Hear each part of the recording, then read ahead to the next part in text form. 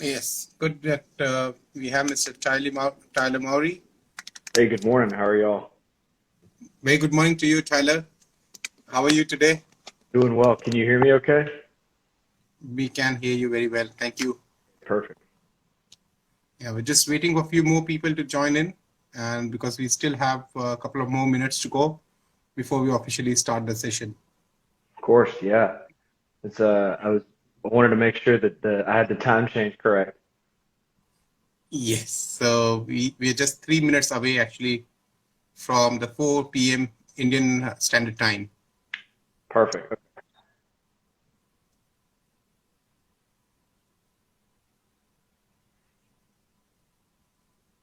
So this is the fifth session of the ISWAN Talks series, in which we try to engage with different stakeholders from the industry, different senior representatives of the industry to give a talk about various aspects where the seafarers can get to know about, get more awareness around various topics. In the past, we have done some topics such as we did a session with the Gujarat Maritime University to let the seafarers know about their legal rights if they've been duped by fraudulent crewing agents. We also did a series of topics with a couple of different doctors uh, who who basically mentioned about how to keep yourself physical fitness, how to look after your physical fitness when you're on board, how to be socially active on board, as well as how we can look after your blood pressures and diabetes on board, which are very, very important stuff around. And many of the seafarers also, when they cross the age of at least 40 years, they start having this kind of symptoms. And it's a common ailment which is now found in most of the people around. And so some simple tips from the senior representative help them to understand the entire issue and also that how they can best look after themselves. So we had these sessions in the past, and today we are very, very delighted to have Mr. Tyler Mowry all the way from US. So he's our first international guest. Congratulations, Mr. Tyler. And we are hoping that we'll have a lot of good representations around from different seafarers who can come and hear what you have to say to them. And also, they will also be given an opportunity to ask questions and answers at the end of the session. They can put in their questions in the chat box. We'll be more than happy to take up some of the questions later on. We are just around the corner to start the session, and we have few seafarers who have already joined in, and I'm sure that more of the people will join in the middle of the session. So officially, let's start the session now. So welcome, Mr. Tyler Mowry, to the session of ISWAN Talks. I'm Chirag Bari. I represent ISWAN for the regional work program as well as the international work activities of ISWAN, which we're doing in South Asia, Southeast Asia, and in Nigeria. And our aim is basically to sensitize and make aware a number of seafarers around on what they need to do in case of a crisis, what they need to understand about how they can upkeep their mental health as well as physical health on board. And this is where we are having this session today with you to give us some awareness to the seafarers about various food habits that they can look after when they're on board, when they have to stay away from their homes from a number of months and weeks. They always have to, that's the main period that they have to also look after their food habits on board. And this is where the session will be all about, to talk about some of these aspects. For the information of our guests who are joining us today, the seafarers, Mr. Tyler Mowry is actually a second officer. He's still sailing on board as on the dynamic positioning vessels, mostly in the Gulf of Mexico or maybe at some other countries. And he has recently completed his coursework, as well as he has earned his master's degree in nutrition. So congratulations for that, Tyler. And he's very much interested to help in improving the overall, mental and physical health of seafarers, and not only the seafarers, but also the people who work in the oil fields and industrial workers with his great experience and expertise on the subject, so that they can have quality meals, they can look after their fitness levels, as well as the people who need support when they feel low and lonely on board, and help in with the suicide prevention programs. So with this introduction, I would like to invite Mr. Mowry. Thank you so much for joining us today. We are so pleased that you have taken out your valuable time to be with us today. Of course, thank you all so much for having me. I didn't realize I was the first international guest. It's been great so far. Going back and forth with ISWAN. I really appreciate everything y'all are doing around the globe. A little bit about me: I graduated from the U.S. Merchant Marine Academy. I've sailed as third officer and second mate on board a drill ship in the Gulf of Mexico. During my training as a deck cadet, I was on container ships in Northern Europe, a car carrier around the Pacific Rim, and as well as a tanker in the Persian Gulf. So while brief, I've been able to see quite a bit of the world and meet a lot of different people, and I'm looking forward to meeting y'all as well. Absolutely, it's a brilliant, experience what you are bringing in on the table as a seafarer, and also somebody who is a professional and understands the nutrition and how important it is to look after diets. We are so thrilled and excited to have you with us today. And during the course of this session, we're going to be just putting up some questions to you, Mr. Mowry, and I hope that we can take on some more questions after the session. So you have just mentioned about your journey as a seafarer and how do you graduated, and it's so exciting. And I myself have joined this industry as a trainee officer in way back in the year 2003, and it is always been a very humble industry and very exciting to be at sea during my entire time. But at the same time, we have lack of knowledge and understanding about nutrition. And you have completed a degree course in nutrition, Tyler, and we would like to ask you something around, how useful you think is the looking after your diets and nutritions on board in the context, especially in the context around the seafarers when they are working on board, how they can look after their diets on board, especially if you would like to throw some kind of tips or some kind of guidance for our seafarers. Of course, yeah. So one of the amazing things about nutrition, I think, is when you start to dive into the effects it has, and it really affects everything we do, especially in the work environment. And on that note, as seafarers, before we ever try to make any changes in the diet, or before we ever try to change anything we're doing, I think just having an awareness of what we're eating, when we're eating it, how it makes us feel. Sometimes when you look at the subject as a whole, it can be daunting.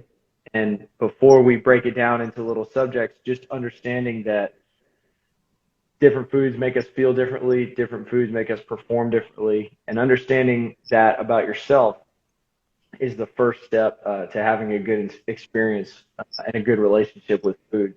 Because there's no perfect diet for everyone, right? Everybody's going to have their own personal, unique experiences, and it's up to us to take responsibility and pay attention.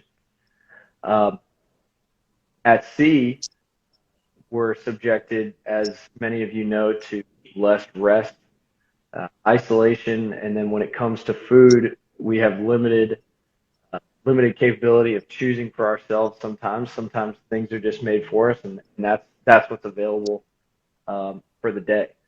But another thing we do at sea is we sort of I know for me personally, I base my time at sea on I just have to get to the next meal, I just have to get to lunch, I just have to get to dinner, and that's somehow how we pass time. So that's what makes it probably the most important part of going to sea. So as seafarers, I think the main purpose of looking after your diet is understanding that you have to take responsibility for yourself and understand that what you eat affects your mood, your performance, and how you sleep, how you act on a daily basis. That's very useful to know, actually, because the seafarers comes from different backgrounds across the world. We have very diverse backgrounds, and on board a ship, you might find seafarers from 4 or 5 or maybe more different nationalities working together. And it becomes extremely difficult, especially for the people working in the galley, in the kitchen, to find the right meal for each and every one. I'm sure it's a very, very tricky situation for them to find the right nutritious meal, which can suit to everybody's taste. And I think it's also the responsibility of each and every seafarer to also look into that, what helps them to keep motivated and also keep their fitness levels, and to look after their own health regime, which is what Tyler has just tried to mention here.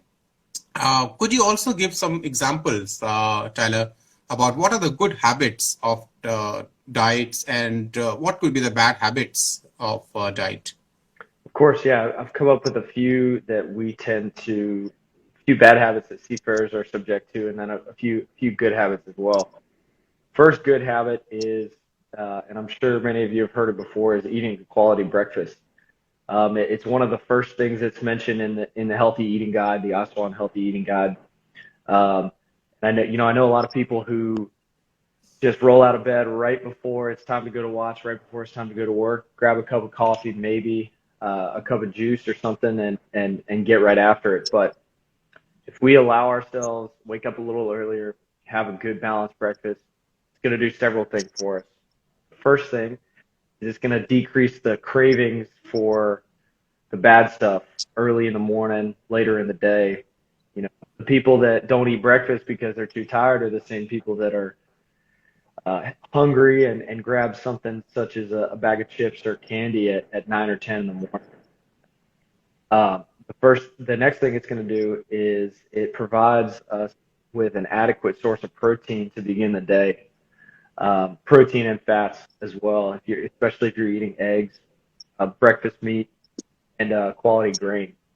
The healthy eating guide says it's 20 to 25% of the daily calories, and it's extremely important for feeling alert, feeling full in the morning, feeling ready to go, so you're not starving by the time lunch rolls around. Next thing, as seafarers, that's really easy to fall short on is fruit and vegetable intake. Sometimes there's a lack of availability on board. But if you look at the healthy eating guide, it mentions that fruits should be 3 servings a day, and vegetables should be 300 grams a day. And that's quite a bit. If you take into consideration everything else you're eating, 300 grams of vegetables in the American, our terminology, that's 3/4 of a pound, right? It's a lot, and it's important. So you're not going to get that just by saying you're going to do it. It takes planning. It takes having a purpose, and it's extremely important for digestion. I was speaking with one of my colleagues the other day. A couple years into going to sea, I was having stomach aches, pains, digestive issues, and I took a look at my diet and realized I was literally getting 0 fruits and vegetables because it's easy to just have a quick meal, and sometimes that's an afterthought. Whereas maybe ashore, when you're at home, that might be a staple in your diet, but going to sea, it's different. You have to make a conscious effort. So that'd be good habit number 2, would be getting enough fruits and vegetables. The final good habit is getting adequate protein in the diet. And this is going to be a long-term benefit, prevent muscle breakdown, and later in life for older seafarers, bone breakdown, osteoporosis, stuff like this. Getting adequate protein from quality meats, quality fish, eggs in the morning is extremely important. And one other great benefit of protein is it is the most filling of the 3 macronutrients, right? So if you're getting adequate protein in the diet, you're going to be a lot less likely to be hungry in between meals and grab something that's probably not going to be the most nutritious option. Okay, so bad habit number one is going to be the unhealthy snacking in between meals. Probably the hardest thing we have to fight when we're at sea. You know, a lot of times there's some really good stuff available. A warm plate of cookies when you take coffee break, pastries, chips, candy. And in my experience, we want to get our food during mealtime. And if this means eating a little bit more during mealtime because you know you're not going to be hungry in the middle, then that's fine. We'd rather get our meals, you know, when there's adequate protein, fruits and vegetables available to us, when the cook has made us, then grab something from the snack bar, you know, in between meals. And if we avoid that, then we're most likely going to avoid excess calorie intake, the hypertension, the blood pressure, being at risk for diabetes. It's going to go a long way to making us a lot healthier. Next bad habit is also mentioned in the eating guide, is going to be excessive caffeine intake. This is my most difficult issue at sea. And the healthy eating guide mentions no more than 3 cups per shift. I like to think of it as a more of a timing issue, right? 3 cups is fine, but if those cups are 3/4 of the way through your watch, you're not going to fall asleep. And I think almost anyone who goes to sea builds up a pretty substantial tolerance to caffeine, right? We don't get jittery anymore. It just becomes something that we do because we have to. And so I hear a lot of people say, well, coffee doesn't affect me or tea doesn't affect me anymore. And no matter how much of a tolerance you build up, it does affect your sleep. So rather than saying I need three per shift, we ideally want to totally stop caffeine intake 6 to 8 hours before bed. And I understand, you know, for a day worker, this is certainly possible, right? For a long time, I was working 6 a.m. to 6 p.m. out on deck. So I would stop caffeine intake at noon. I would have a cup of coffee right after lunch, and that would get me through the day. And even if I wanted another one at 3 p.m., I'd cut it off because I know that it totally affects your circadian rhythm, totally affects your sleep. Now, for somebody standing perhaps 8 to 12 watch, so 2 4-hour watches, this isn't going to be possible. But have a cup of coffee, have it twice a day, have it 3 or 4 times a day, but push that caffeine as early in the day as possible to give your body time to digest the caffeine and get rid of it before it's time to knock off and go to sleep. So those are just a few of the habits that I found on the good side that have helped me, that are tried and true, science-backed. And then the bad habits are things that we as seafarers, we're subject to every day. And so we have to work our best, at least, to try to curb those. Sure. I think that's very, very interesting what you just mentioned, Tyler. I think we all sometimes neglect, we may be aware of some of these things, no doubt in that, but sometimes we just neglect the fact that, okay, we can try for one day, maybe we can try for next day, and then it becomes a habit. And that habit is then becomes very, very difficult to then break it. Sometimes if it is a good habit, then it's good. But then if it's not a good habit, like we eat packaged meals or ready to cook meals just for the ease of our convenience, and or maybe we'll just take a few glasses of juice, and that can have a higher intake of sugar as well in that, or maybe just, caffeine, as you just mentioned, that more than caffeine, or maybe nearer to the time that we need to sleep. Our sleep patterns can also deteriorate because of that, and it might not give us full rest. So all of these things can be very easily looked into when we are on board, just with simple things that you have to take care of your health. And every day, if you try to just limit your carvings and make sure that you have a good meal, you have a good breakfast in the start, first of all, you keep yourself full of, vitamins and proteins as advised. I'm sure that you will, over the entire tenure of your contract, you will feel energetic, and you will see the difference towards the end of your contract. You will see definitely that the things will start changing in your life as well. So that's very, very useful, Tyler, to understand, and definitely from the perspective of a seafarer and also a professional who is helping us to understand more of that. And I would just like now take you something a bit more. And ISWAN has also developed this guides around the healthy ship guides, and in that we have the good food habits. Basically, there's one Seafarers Health Information booklets are there, which are available on ISWAN's website.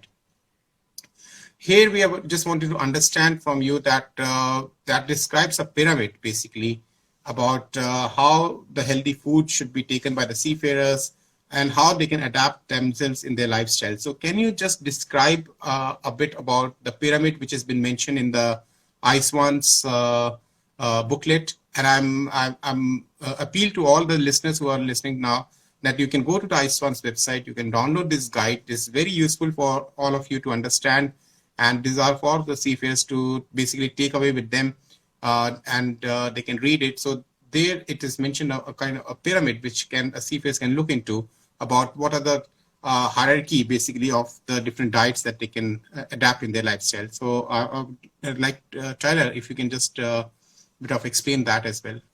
Of course, yeah. It's I noticed that the ISWAN Healthy Eating Guide is extremely similar to that of the things we use in America for health guidelines and the regulatory bodies that regulate our health and our nutrition,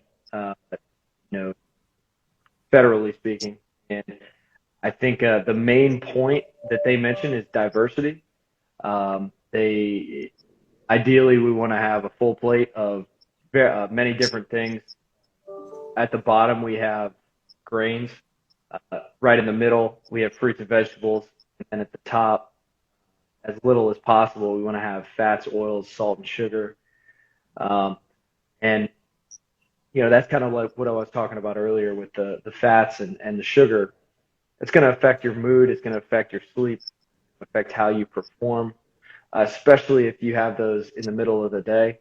But I think the main point here is when you look at your plate, is it a third grains? Is it a third fruits and vegetables? And a third of it is meat? That's going to go a long way to making sure that your caloric intake is balanced. You're getting enough protein, fats, carbohydrates, and you're going to feel your best and perform your best throughout the day. No, thank you. I think, Tyler, we cannot have a cheat day every day. We call it ourselves that we cannot have a cheat day every day. So I think what we have to do is a balanced diet. Every day, if we follow more of the grains and the vegetables and lesser amount of oil and sugar, if we can keep it in our diet, and that will really help us to go a long, long way. And I'm sure that the seafarers are going to relook at what they're eating on board and what changes that they need to make in their daily habits, and that will help them to, in fact, have a more. They can look after their own fitness levels on board by just not going just to the gyms and all that, but even looking after. It's important that even if you go to gyms, even if you do physical exercise, it's very important and crucial that you also look after your diet, what you have. A combination of both the things can bring in more better results. And I'm sure that, Tyler, would you agree with me on that? That a combination of both physical fitness, going to running around or gyms or something, and the diets can give us a better results? Absolutely. And I think on board, I touched on it earlier, but it's an extremely emotional aspect of being out at sea. Sometimes the next meal is really all we have to look forward to. We're ashore, we have our family, we have our friends, we have things we can go do. But at sea, maybe the only thing that you're looking forward to that day is getting a quality meal. So on that note, making huge changes in the diet and totally revamping what you're eating is going to be very difficult. So we're trying to make changes in our diet We take it small steps at a time, make one substitution here, see how it makes you feel, make another substitution there. If we're getting 1% better every day, it's going to, over the course of a contract, 3 or 4 months, even longer, we're going to have a totally different diet. We're going to slowly realize that we're feeling better, we're sleeping better, and the way we interact with people, we're a lot better to be around as workers, as friends. So again, instead of taking this and totally changing everything you're doing, make small changes at a time. You'll find that over time, you've made a larger change. Absolutely. Very, very, very, very wisely mentioned, Tyler.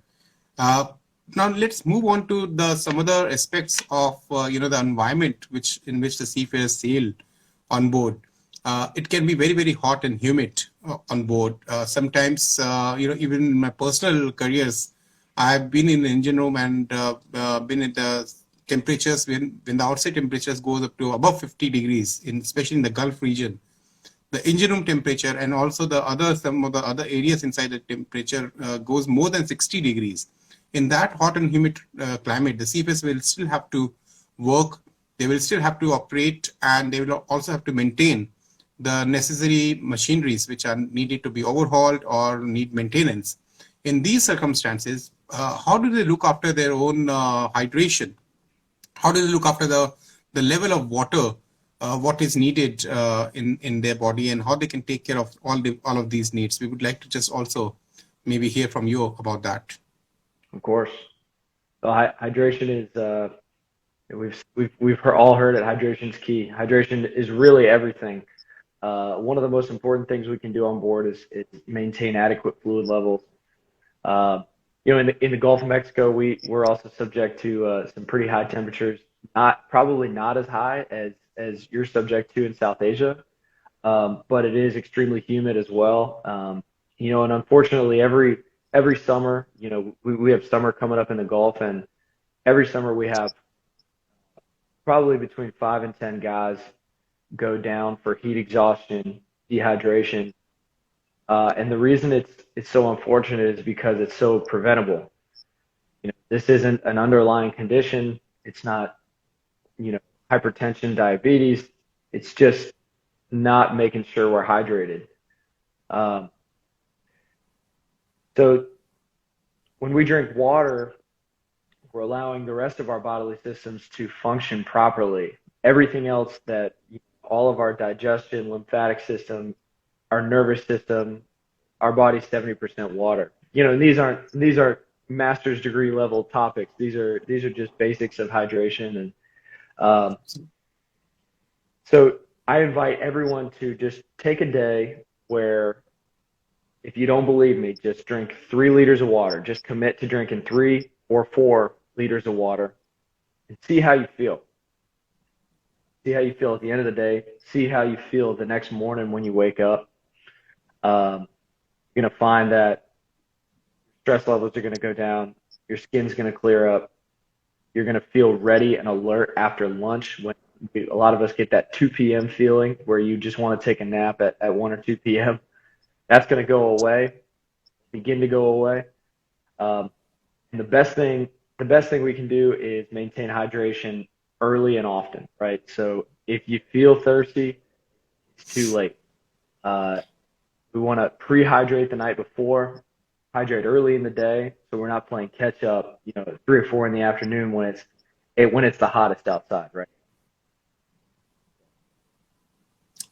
That's really very, very simple worded message to our seafarers, I think, Tyler. Especially in the hot and humid temperatures, I think we sweat a lot, and we also lose the salts from the body. It's very important that we do not wait for the thirst to come in. Instead, we should have it. We should regularly drink water, and it's not only that you're working in a hot environment, but also for your own. Your body will react to the need. It needs water. As what Tyler said, your body is 70% of water, and if you don't get that water, you will feel drowsiness. You might feel also dizziness, weakness in your body the next day. dry mouth, and all that kind of things can also come in with you. So I think it's required that you can keep having yourself sufficient hydrated. Don't get in a way that I can drink it maybe afterwards while working and all, and you pull yourself to certain extent. Don't I think that's a kind of advice here in from Tyler to all of you. I'm sure that you will take care of it the next time if you're on board ship, and you will look after your own hydration levels as well. And just to refer on the ISWANs, ISWAN has also produced a hydration quench booklet or toolkit basically for the seafarers on board.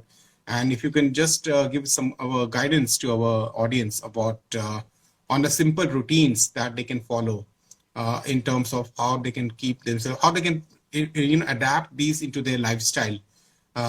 It's easy to say that yes, you can take the water with you, but how do you implement those things into your lifestyle? Is there any easy way of doing that, Tyler? Yeah, there's several things in here that are fantastic. First thing that I love to do is drink a glass of water right when you wake up. Preferably as cold as possible. There's a lot of studies and science on how ice cold glass of water, as cold as you can possibly, stand it, boost metabolism throughout the day. It'll get your blood pumping, and sometimes that's a better option than just going straight to the coffee or straight to the tea wake up. Another thing that they talk about, I agree with, is the fact that coffee and tea are, going back to the caffeine thing, coffee and tea are going to be diuretics, right? So they're going to promote the movement of fluid out of the body. So anytime we're drinking caffeine, any sort of caffeine, sodas, coffees, teas, we are aiding in our dehydration. It's not substantial, but it's important to understand that really drinking coffee is doing the opposite of hydrating us. The next thing is monitor the color of urine, right? And this is very, very simple. I think a lot of people understand this, whether you're a seafarer or not. If your urine's dark, has a bad color, bad odor, that's a telltale sign that you're dehydrated. And at that point, it is too late. It is time to drink quite a bit of water, quite a bit of fluid. Something we talk about in the oil field is water, Gatorade. And I don't know the amount of Gatorades or Gatorade-like fluids that are available on the ships that y'all are on, but we have Gatorade available, just a pre-mixed large cooler of Gatorade. The problem with that is that can also act as a diuretic. So if you're sipping on Gatorade, salty electrolytic drinks all day, sometimes that's good. We lose electrolytes. It's extremely important to replenish those. Those have to do with all of the bodily processes that we have. But water is king, right? So like I said, we talk about for every Gatorade that you have, we're going to have 2 glasses of water. The last thing that I like to do, and this is not mentioned specifically in the guide, but track how much water you're drinking.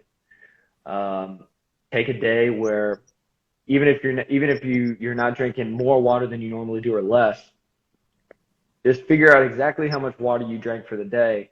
And oftentimes, just that simple act will surprise us and spark change. And then one more thing, carrying water around the ship is absolutely paramount to staying hydrated.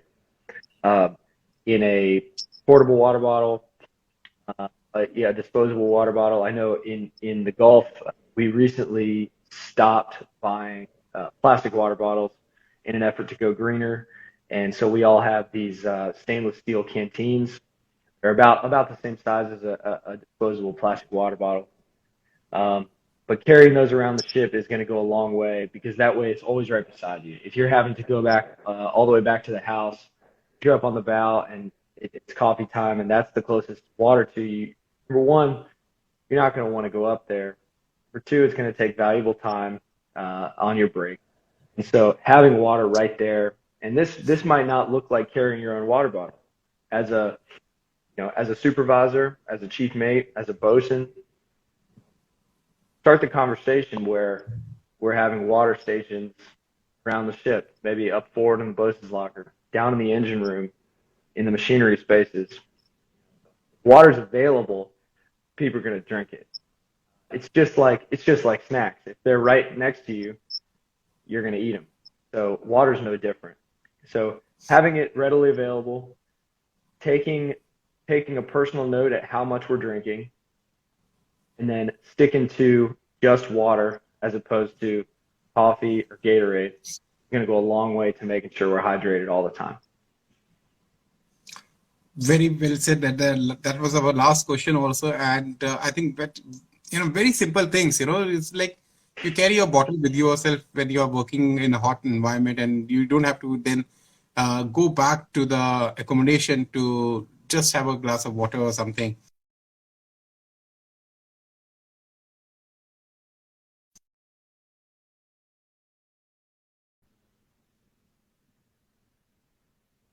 Bring it that into their permanent habits as well throughout the course of their journey at sea.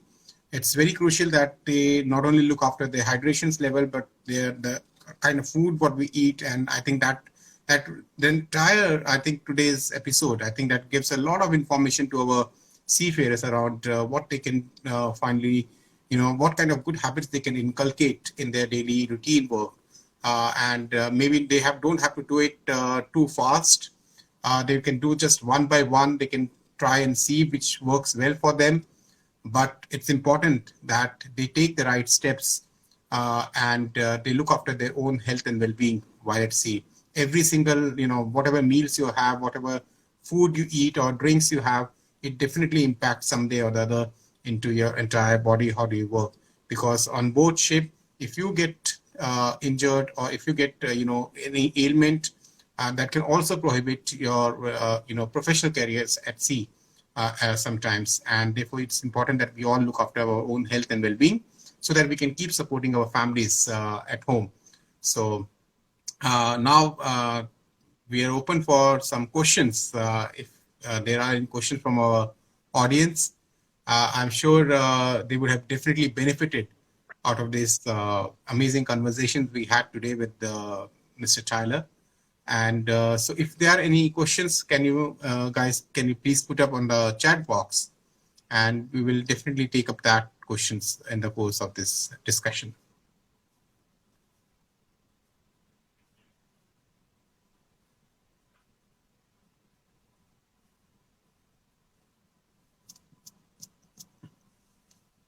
I'm not seeing any questions at the moment, but Tyler, just one from me. What are some of the myths around having the food and the kind of people say that we should not eat red meat more, and you should try and take more of chicken or eggs, and or you don't take yellow portion of the egg or the egg yolk, and you take the white portion of the egg. So do we have to really look into that minute details when we are on board? Yeah, I think there's definitely a place for those details. But I think the first things first, right? We're taking into account our overall caloric intake, our general habits. Take a step back and take a look at what we're eating on a weekly basis, on a monthly basis, as opposed to I got to cut out red meat. There's a reason for all of those myths. You mentioned red meat. People have high blood pressure, diabetes, or are at risk for diabetes. They're overweight. The doctor's typically going to advise they watch the red meat intake. But for somebody who's healthy, eating a quality piece of red meat, and I do mention quality, not a cheeseburger, right? A good piece of steak or something of that sort, those have tons and tons of micronutrients, your vitamins and minerals that are absolutely essential for life. For example, half the world is deficient in vitamin D. Over 50% of the entire world is lacking in vitamin D, and because it's extremely limited on where we can get it from. We can get it from the sun, which some seafarers get absolutely none of, and it also comes from quality red meat and quality fish. So, if we're totally cutting out red meat from the diet, while it might be a noble cause, we're probably missing out on some nutrients that might otherwise be lacking. You also mentioned the egg yolk. The whole purpose behind that is almost the exact same thing.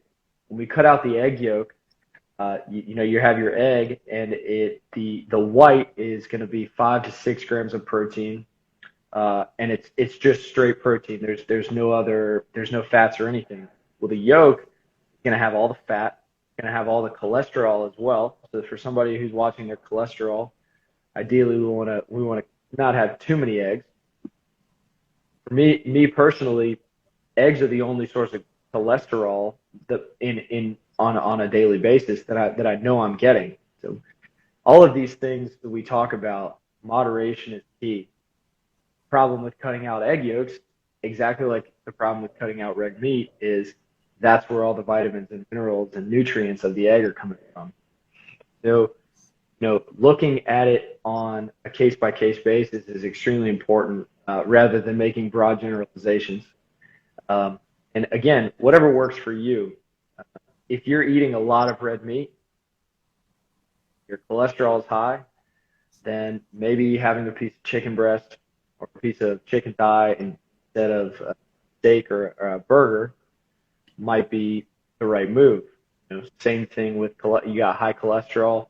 Maybe just having the egg white or asking for an egg white scramble is going to be better than eating the whole egg. For the average healthy person, there's nothing wrong with red meat and eggs. So hopefully that answered your question. I know it's long-winded. I know it can seem complicated and daunting, but if we're exercising diversity in the diet, if we're following the healthy eating guide, if we're staying hydrated, then there's almost always, unless there's a predisposition or an underlying condition, there's almost never a need to totally cut out something from the diet. Sure, I think that is really very, very valuable, advice. Have a balanced diet and don't just cut out anything, because somebody has said that, oh, don't eat red meat, don't eat egg yolks and all that. Have a balanced diet. Think about what you're eating everyday basis.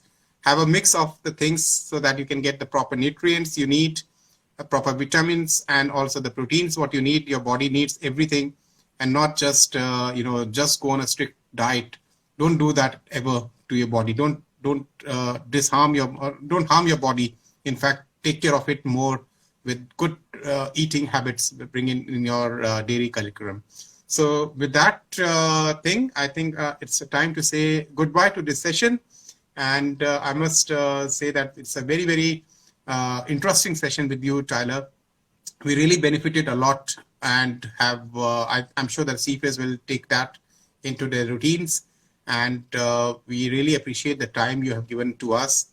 And also at the same time, I would like to thank the audience for joining us today and listening to us patiently from the last 35 minutes. So thank you once again for coming in here and taking part in this session.